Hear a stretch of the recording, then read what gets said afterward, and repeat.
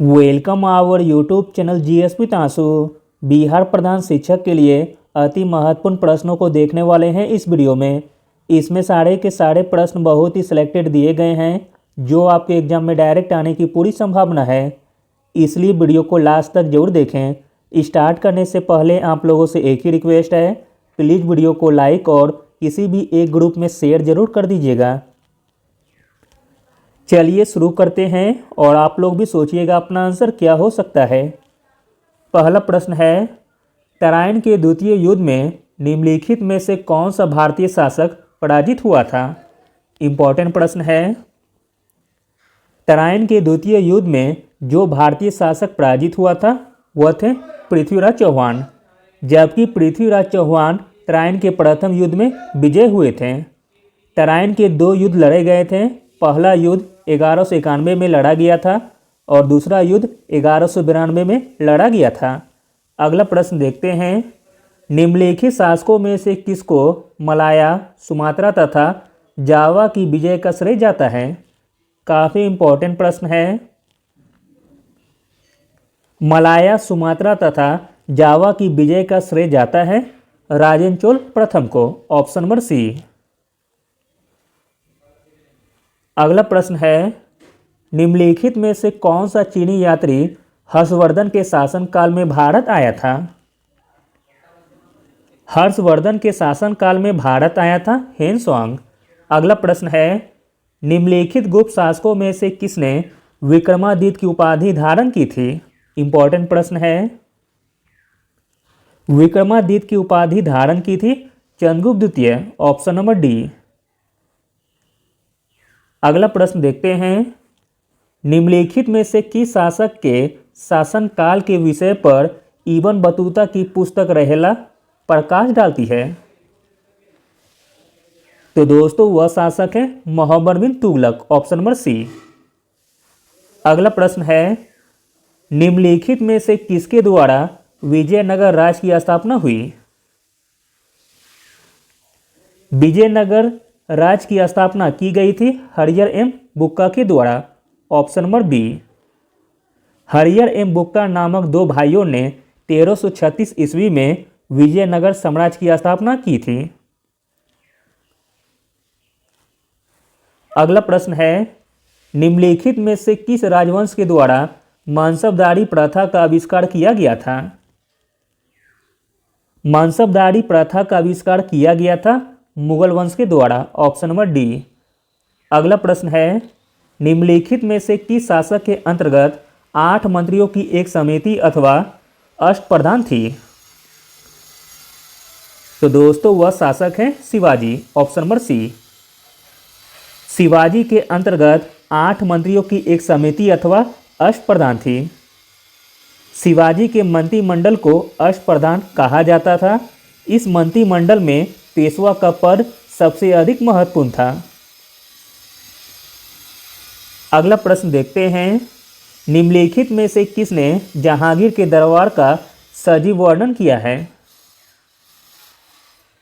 जहांगीर के दरबार का सजीव वर्णन किया है सर थॉमस रो। अगला प्रश्न है, निम्नलिखित बंगाल के नवाबों में से पलासी के युद्ध में अंग्रेजों से कौन पराजित हुआ।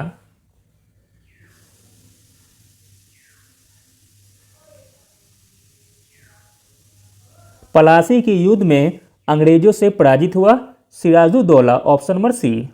पलासी का युद्ध 23 जून 1757 को लड़ी गई थी।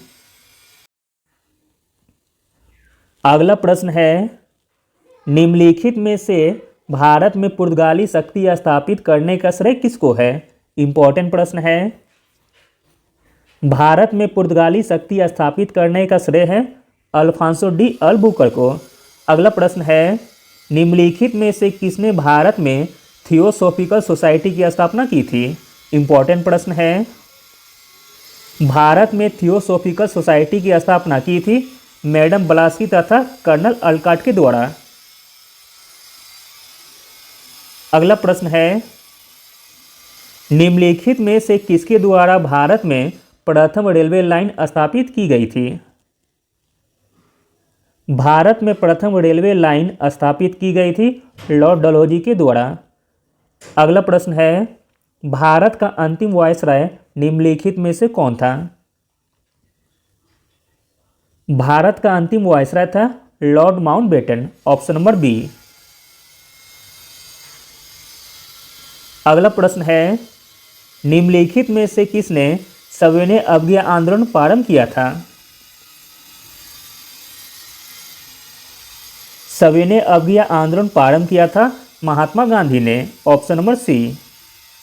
14 फरवरी 1930 को साबरमती में कांग्रेस की एक बैठक में गांधी जी ने सविनय अवज्ञा आंदोलन शुरू करने का निश्चय किया था। अगला प्रश्न है, जिस काल में कृषि कर्म का प्रादुर्भाव हुआ वह कहलाता है? तो दोस्तों वह कहलाता है नवपाषाण काल। जिस काल में कृषि कर्म का प्रादुर्भाव हुआ वह कहलाता है नवपाषाण काल। अगला प्रश्न देखते हैं, निम्नलिखित में से कौन सा स्थान अपने गोदीबाड़ा यानी कि बंदरगाह के लिए प्रसिद्ध है? इंपॉर्टेंट प्रश्न है।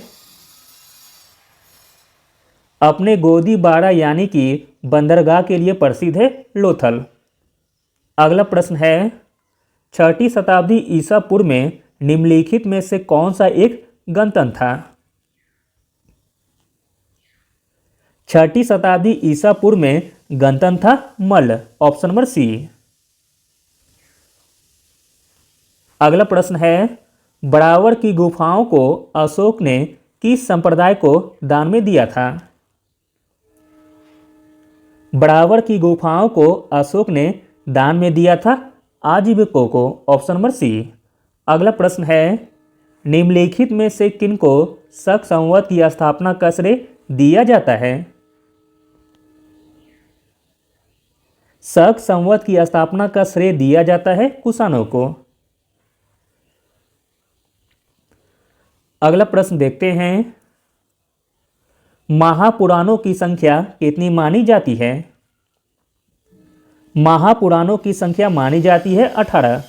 अगला प्रश्न है, निम्नलिखित में से कौन सा अध्ययन केंद्र बौद्ध केंद्र के रूप में प्रसिद्ध नहीं था?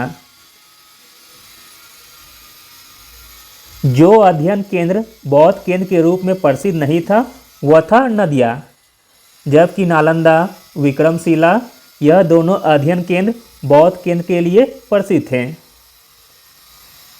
अगला प्रश्न है, निम्नलिखित में से फतेहपुर सीकरी के निर्माण का श्रेय किसको है? फतेहपुर सीकरी के निर्माण का श्रेय है अकबर को। अगला प्रश्न है, निम्नलिखित में से कौन अपने अनुयायियों द्वारा महबूब ए इलाही नाम से जाना जाता था?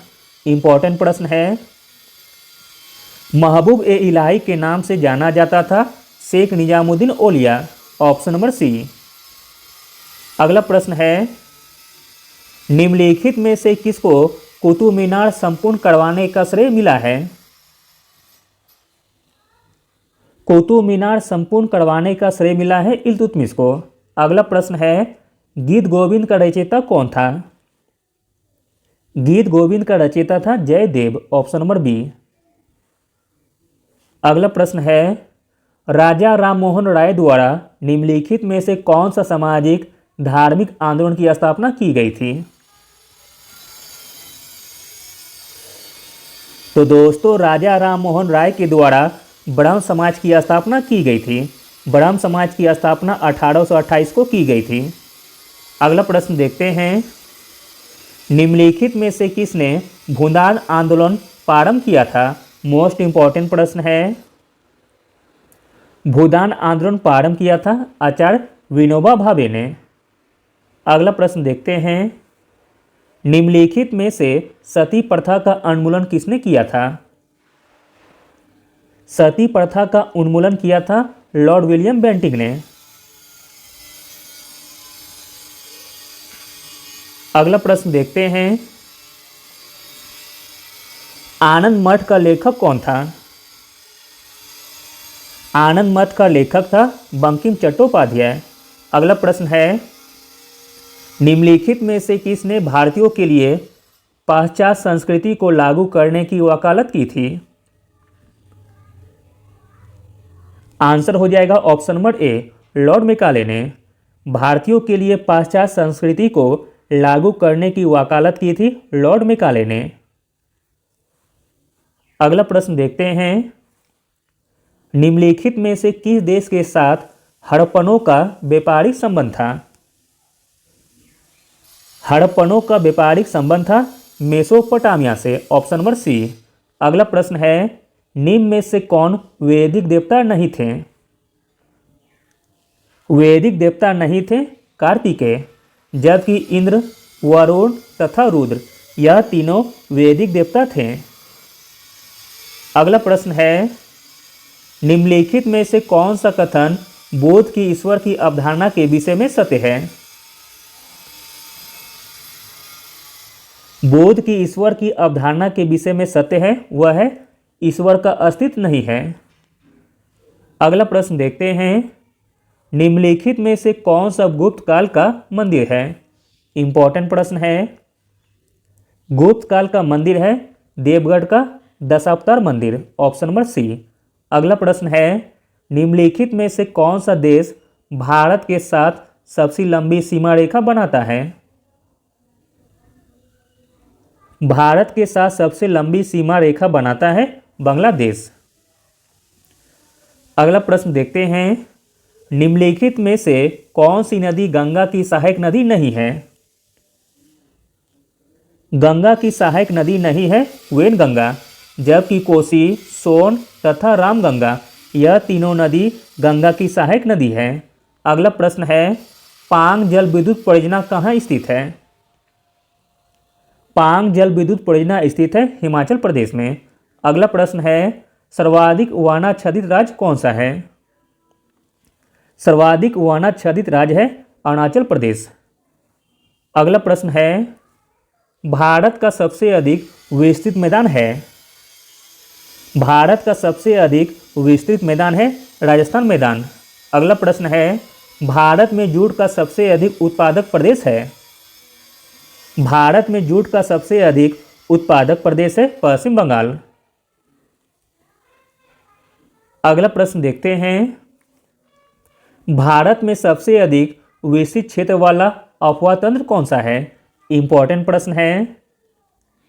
भारत में सबसे अधिक विस्तृत क्षेत्र वाला अफवाह तंत्र है गंगा नदी का तंत्र। अगला प्रश्न है, टोडा जनजाति निवास करती है? टोडा जनजाति निवास करती है तमिलनाडु में। अगला प्रश्न है, हिमालय पर्वत श्रेणियां निम्नलिखित में से किस राज्य का हिस्सा नहीं है? हिमालय पर्वत श्रेणियां उत्तर प्रदेश राज्य का हिस्सा नहीं है। अगला प्रश्न देखते हैं, भारत में अधिकतम खनिजकृत शैल तंत्र कौन सा है? इंपॉर्टेंट प्रश्न है। भारत में अधिकतम खनिजकृत शैल तंत्र है गोंडवाना तंत्र। अगला प्रश्न है, निम्नलिखित में से किस भारतीय पर्वतीय श्रृंखला के दो ढलानों पर असमान प्रकार की वनस्पतियां पाई जाती है? तो दोस्तों वह पर्वत है अरावली का पर्वत। अगला प्रश्न देखते हैं, इलायची की पहाड़ियां किस प्रदेश में स्थित है? मोस्ट इंपॉर्टेंट प्रश्न है। इलायची की पहाड़ियां स्थित है तमिलनाडु में। अगला प्रश्न है, किस प्रदेश में क्षारीय मिट्टी का विस्तार सबसे अधिक है? क्षारीय मिट्टी का विस्तार सबसे अधिक है उत्तर प्रदेश में। अगला प्रश्न है, निम्नलिखित में से किस राज्य से कर्क रेखा नहीं गुजरती है? कर्क रेखा नहीं गुजरती है बिहार राज्य से। अगला प्रश्न है, निम्नलिखित में से कौन सा क्षेत्र भारत का सबसे अधिक पेट्रोलियम उत्पादक क्षेत्र है? भारत का सबसे अधिक पेट्रोलियम उत्पादक क्षेत्र है डिगबोई का क्षेत्र, डिगबोई जो कि असम में पड़ता है। Thank you.